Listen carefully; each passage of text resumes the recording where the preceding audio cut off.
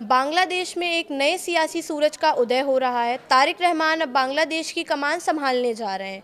मंगलवार को होने वाला उनका शपथ ग्रहण समारोह न केवल बांग्लादेश बल्कि पूरे दक्षिण एशिया के लिए चर्चा का विषय बना हुआ है।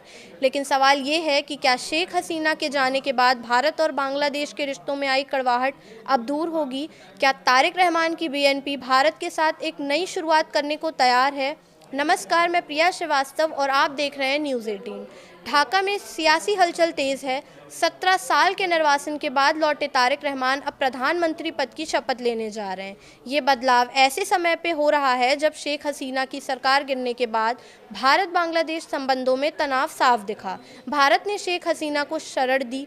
बांग्लादेश की अंतरिम सरकार, जिसका नेतृत्व मोहम्मद यूनिस कर रहे थे, उन्होंने बार बार उनके प्रत्यर्पण की मांग उठाई, जिसके बाद भारत ने आधिकारिक तौर पर कोई प्रतिक्रिया नहीं दी और यहीं से रिश्तों में तल्खी बढ़ी।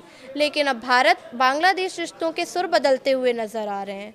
बीएनपी के महासचिव मिर्ज़ा फ़खरुल इस्लाम आलमगीर ने साफ कहा कि अगर शेख हसीना को भारत बांग्लादेश के हवाले नहीं भी करता है, तब भी व्यापार, वाणिज्य और राजनीतिक रिश्ते आगे बढ़ेंगे।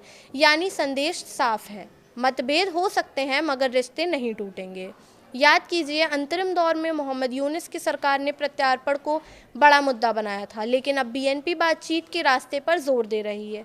तारिक रहमान की जीत पर नरेंद्र मोदी ने उन्हें फ़ोन कर बधाई दी। भारत ने साफ संदेश दिया कि हम लोकतांत्रिक, प्रगतिशील और समावेशी बांग्लादेश के साथ खड़े हैं।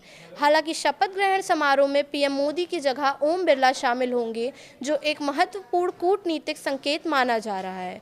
आलमगीर ने यह भी कहा कि अगले साल से पहले गंगा जल संधि के नवीनीकरण के तहत फरक्का के पानी का मुद्दा उठेगा।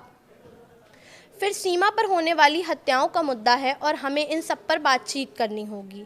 हम भारत से युद्ध नहीं कर सकते, हमें बातचीत करनी होगी।